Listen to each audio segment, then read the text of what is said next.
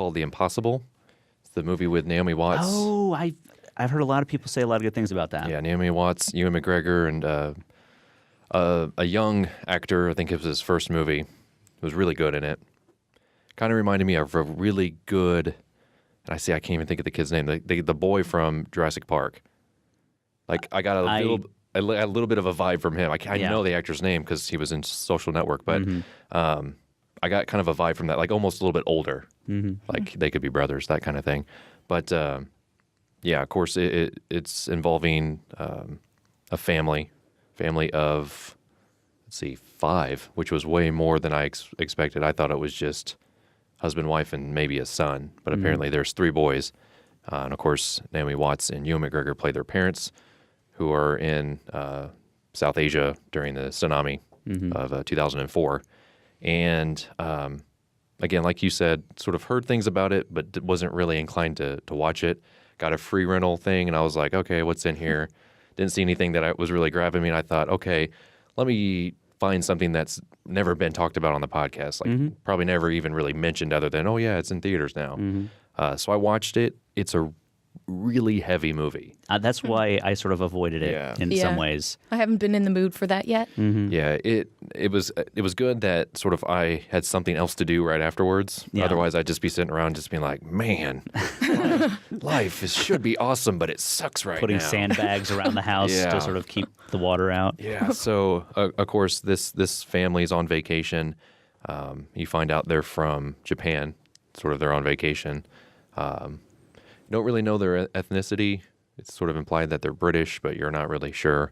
A lot of the movies that way, sort of, it tries to be a little international, but not at the same time.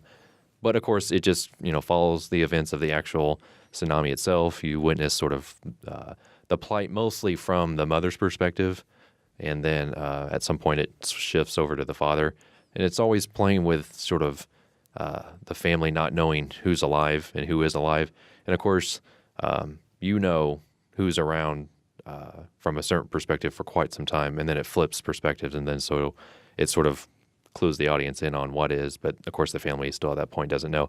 And that kind of bothered me a little bit. It kind of played that sort of like, oh, he walked behind me, but I didn't turn around in time. And I was like, did they really know if that actually happened? Because it's based on this family's, true story.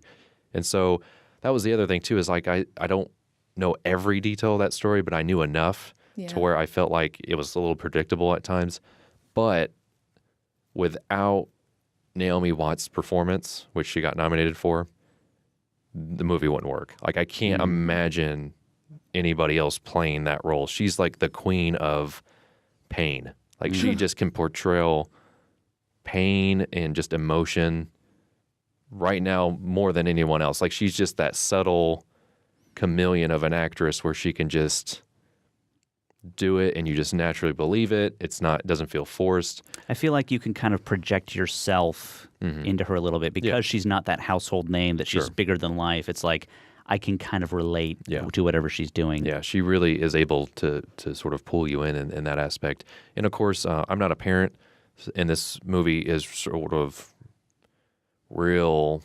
Of course, you've got these 2 parents that are trying to find their children and trying to find each other amongst this disaster. So I'm sure that would play with the parents and the audience a little bit more than it did me. But I got it. Like, I was like, okay, I feel like I would connect even more so with what's going on and sort of the emotions.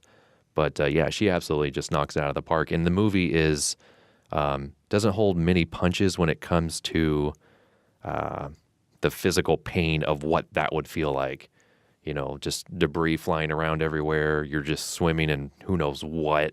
Things are hitting you, doing things to your body. Like, there's some pretty graphic stuff in there that's a little hard to deal with. And I can watch just about anything, but I was like wincing at times. I was like, ooh, that's not comfortable. Yeah. And again, that's mostly because she just portrays that in such a really realistic way. So,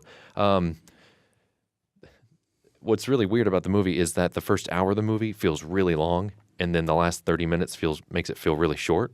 Like, I'm just like, that movie was really short. But then, like, I literally stood, like, an hour in was like, I wonder how much time is left in this movie, because it feels like it's been on forever.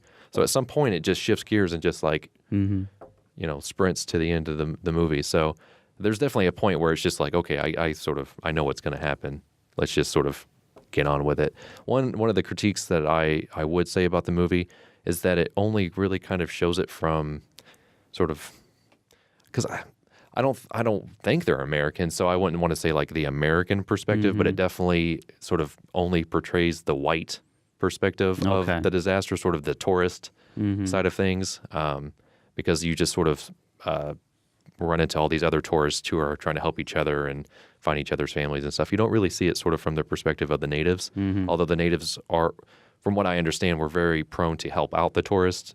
They were just very outgoing and sort of, they're dealing with a disaster, but they're also wanting to help these people around them because, I would assume that a lot of their income is from this, and so they're just used to having the people around and used to helping and that kind of thing.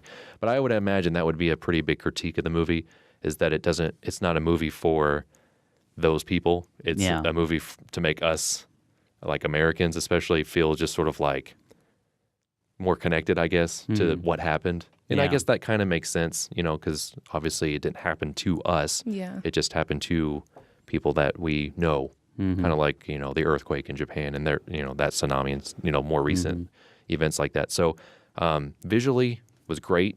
A lot of physical, like you can tell it's not just all computer generated. There was actual like swimming pools and just like debris flying around, that kind of thing. The camera work is really good. It's not too like jerky. It's not going to make you like throw up or anything. It just does a really good job at sort of planting you in that environment. There's the water. Here's what would really happen. So I was surprised by it. I wasn't expecting a lot going in, but I would recommend it to most people that are interested or were expressing any interest beforehand. I wouldn't be like going out and be like, you got to see this movie. But she was well deserving of her nomination now that I've seen the movie. Before I was kind of like, really? Like the disaster movie and the family movie? But it works. And like I said, Ewan McGregor's, you could maybe put any other actor maybe in that, but he's serviceable. He's Ewan McGregor. I personally enjoy most of his work, so I kind of have a bias towards him. But his portrayal